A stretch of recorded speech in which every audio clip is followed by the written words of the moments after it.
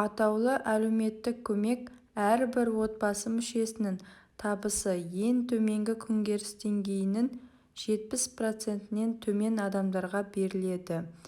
Оны қалай есептейміз және де сізге беріле ма жоқ па, соны қалай білеміз? Ең бірінші біз Google-ге ASP калькулятор 2022 деп жазсаңыз шығады, яғни онлайн калькулятор адресной помощи в Казахстане деп. Соны басасыз бірінші тұрғанда. Бастапқы беті мінекей осылай шығады. Содан кейін аст жағына өте берсеңіз, бізде арнайы адресной помощьті есептейтін калькулятор бар. Содан кейін мұнда әртүрлі төлемдерді қарауға болады. Яғни еңбекке жарамсыз болған кездегі төленетін төлемдер және пособиялар және жұмыстан айырылған кезде. Ең бірінші біз өзіміздің тұрғылықты жерімізді таңдаймыз. Іздейміз, мұнда барлық область, қала бар. Нұр-Сұлтан деп таңдайық. Содан кейін үйіңізде неше адам? Балалармен сізді және күйеуіңізді қосқанда 4 адам дейік. Ай сайын осы бір соңғы квартал, яғни 3 айда қанша теңге тапты? Мысалы 60 мың дейік. Және есептеу деп бассаңыз, сізге есептеп береді. Посчитать дегенді басасыз. Міне результат. Яғни әр қаланыкі, әр областікі әр түрлі. Мысалы Астана үшін прожиточный минимум 42.253 теңге. Яғни черта бедности 29.577 теңге. Осыдан аз болса, онда сізге төленеді деген сөз. Размер ASP 58.308 теңге. Ай сайын төлену керек деген сөз. Әр адамға 14.577 теңгеден келеді екен. Сосын есептегеннен кейін аз жағына өтсеңіз, яғни барлық ASP алған адамдар санын жазып көрсетеді. Мысалы Түркістанский облыста ең көп 237.506 адам алған екен. Содан кейін ең азы Атырауский облыста 8.947 адам. Барлығын общий санағанда 990.539 адам алған екен. Олардың алатын ақшалары әртүрлі. Яғни ол жалақысына байланысты және күнкөріс деңгейіне байланысты сол қаланың.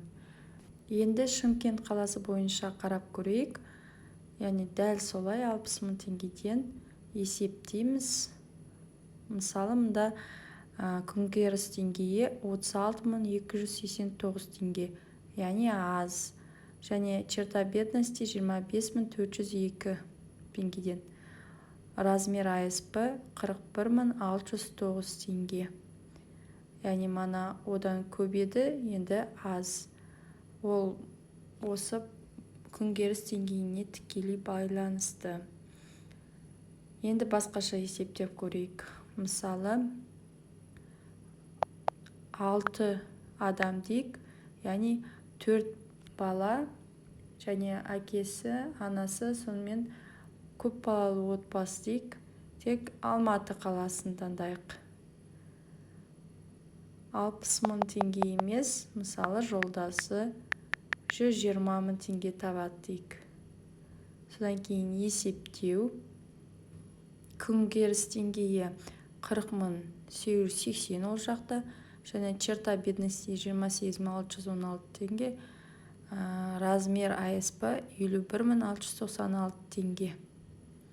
Яғни бұл көп балалы отбасы және айлығы 120 мың болғандықтан әр адамға 28.616 теңгеден келмей тұр. Сондықтан бұл кісілерге ASP төленеді. Мінекей осылай есептейсіздер. Егер жалақыңыз көп болса төленбейді.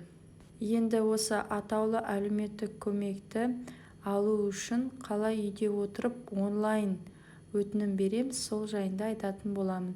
Ең бірінші egov.kz деп жазып, содан кейін өз атымыздан кіреміз, яғни ECP ключі арқылы немесе SMS арқылы.